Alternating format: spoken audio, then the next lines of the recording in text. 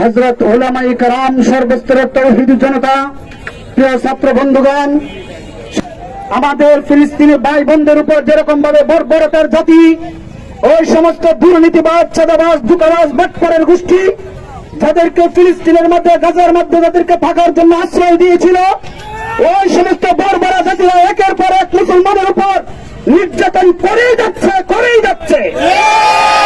সুতরাং আমরা বলতে চাই, গাজাবাসী, ফিলিস্তিনবাসী, তোমরা একা নও, তোমাদের সাথে আছে পুরো বিশ্ব। শুধু 80 লক্ষ ইহুদি নয়, 200 কোটির উপরে মুসলমান পৃথিবীতে বসবাস করে।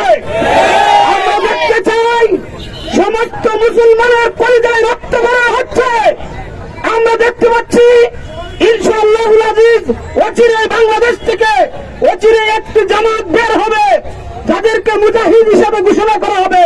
আমরা ফিলিস্তিনকে যুদ্ধ করবো ইনশাআল্লাহ।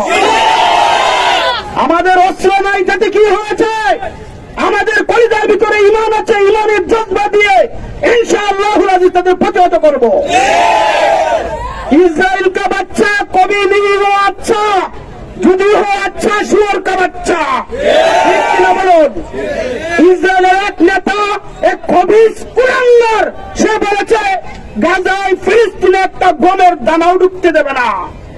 আমরা বাংলা জমিন থেকে বলে দিতে চাই, তোমাদের ইসরায়েলের পণ্য আমাদের বাংলাদেশে ঢুকতে দেওয়া হবে না। আমরা শুধু বলতে চাই, আমাদের শেরপুরের বাজারবাসী লক্ষ্য করে যে সমস্ত ব্যবসায়ী ভাইরা আছেন, যে ইসরায়েলি পণ্য রেখেছেন, দোকানে তো রেখেছেন, আলহামদুলিল্লাহ, নতুন করে কোন প্রোডাক্ট বাজারে আসতে দেওয়া হবে না। আমরা বাজেয়াপ্ত করে দিলাম, আজ থেকে ইহুদি পণ্য যেখানেই পাবো সেখানেই স্তব্ধ করে দেব। আল্লাহ পাক রব্বুল আলামিনের পক্ষ থেকে বিজয় আসবে ইনশাআল্লাহ। নাসরুল্লাহি ফাতহুন করিব ওয়া বাশশিরিল মুমিনিন।